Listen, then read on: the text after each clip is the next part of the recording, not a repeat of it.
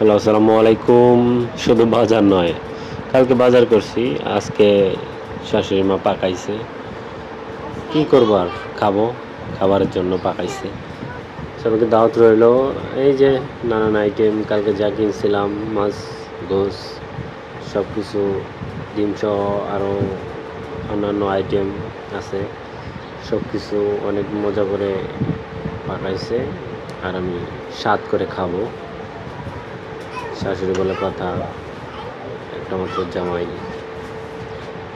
সবসময় করে থাকে, সবসময় হয়ে থাকে। তো এই যে নানান রকমের আইটেম করছে, তো এগুলো খাবো এখন। আর যাই হোক,